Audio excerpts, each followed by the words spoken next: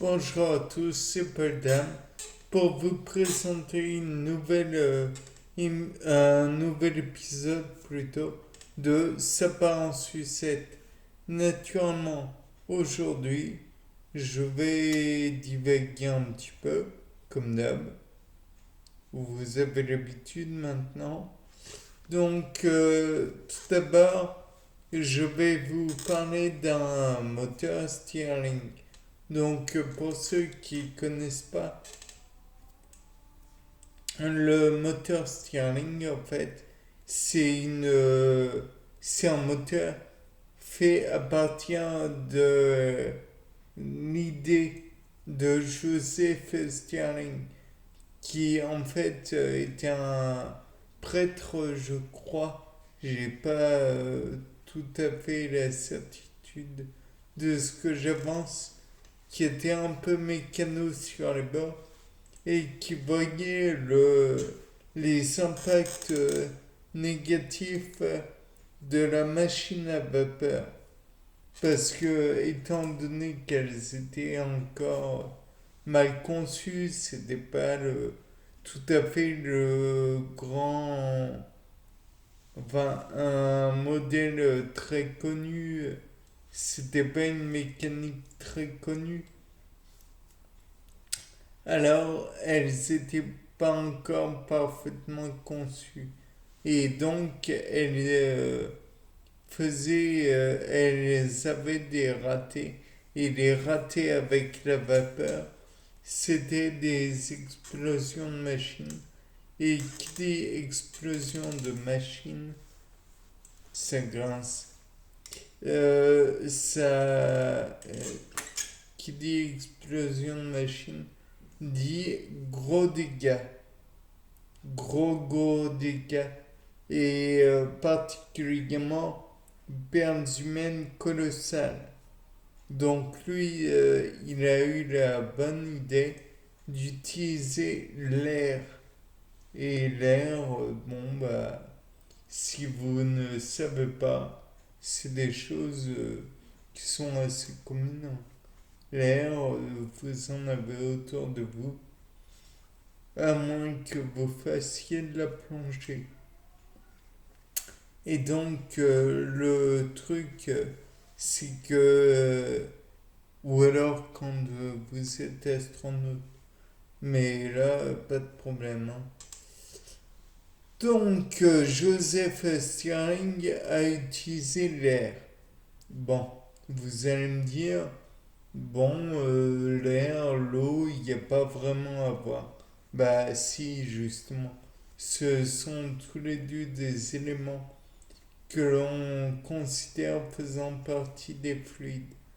Donc, le solide n'est pas un fluide, mais l'air, le gaz et l'air, le gaz et l'eau, liquide, font partie des fluides.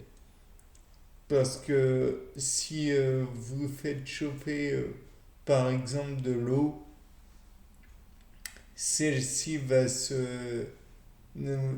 comment dire, va devenir un gaz, s'évaporer donc, et donner un fluide qu'on appelle un gaz, que l'on appelle lui-même de la vapeur d'eau.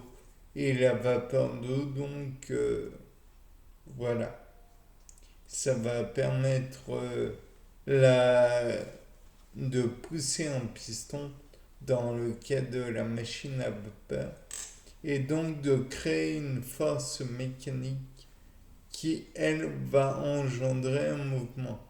Donc, dans le cas qui nous intéresse, on a déjà comment dire, le gaz. Néanmoins, on va chercher à produire une force mécanique qui va augmenter. Donc, la force mécanique sera due à la pression constante, à la force plutôt, que va générer l'entropie du gaz. Donc en somme, plus un gaz est chauffé, plus il va prendre de place. Et donc, plus il va prendre de place dans le cas du moteur Stirling, plus il va pousser le piston, créant ainsi un mouvement et donc pouvant entraîner d'autres, je sais pas, un générateur, pardon.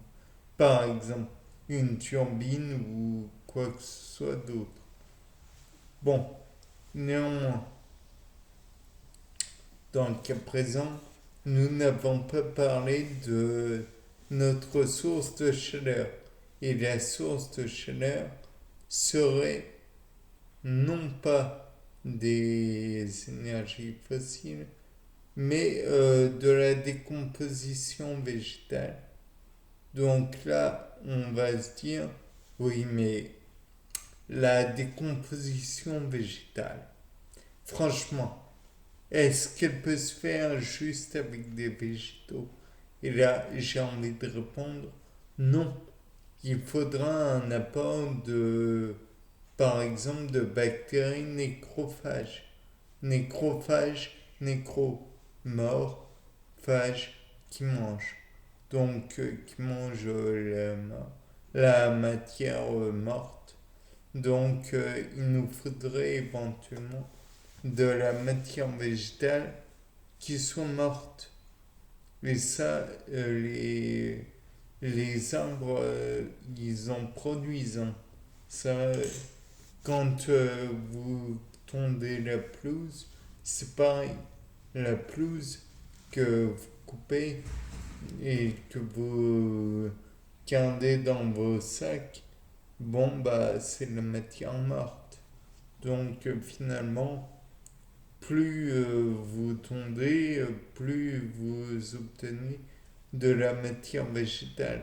Et donc, en conséquence, elle peut se décomposer. Et en conséquence autre, il faut savoir que la décomposition va générer du gaz, certes, mais va générer aussi de la matière organique dont vont pouvoir se nourrir les bactéries nécrophages. Et donc, plus elles vont manger de la matière organique, plus elles vont générer de la chaleur. Et plus elles vont générer de la chaleur, plus le moteur Stirling va tourner vite. Pour les raisons dont je vous ai parlé précédemment. Le moteur Stirling va engendrer donc un mouvement qui va éventuellement faire tourner une rotative. Et là vient le problème de la rotative. Si c'est une rotative qui génère de l'électricité, alors elle va utiliser des terres rares. Et les terres rares, donc elles portent mal leur nom, puisqu'il y en a absolument partout. Mais le problème, c'est que ces terres dites rares, qui génèrent donc un champ magnétique plus ou moins fort, va être extraite dans des régions du globe qui ne sont pas vraiment connues pour faire attention aux droits de l'homme et du citoyen. Donc, et puis, disons que les conditions d'extraction sont assez limites concernant aussi la pollution. Disons que ce sont des polluants non négligeables. D'autant que qui dit aimant pour les générateurs dit aussi qu'il va falloir du gaz, donc du cuivre. Et le cuivre sera naturellement, il est en très grande quantité sur Terre, mais le problème, c'est qu'il va falloir le faire importer, par exemple, du Chili ou de l'Argentine, et de, de mines de cuivre comme celle présente dans Atacama, qui est un des déserts les plus secs du monde. Et donc, voilà. Ensuite, va falloir le traiter de façon à retirer les impuretés et le tréfiler. Je crois que c'est le terme adéquat pour dire que l'on va en retirer un fil que l'on va mettre en bobine qui va être finalement utilisée pour faire du courant. Et donc la turbine va générer par la suite du courant. Bien, sur ce, c'était Paul Dam. Au revoir.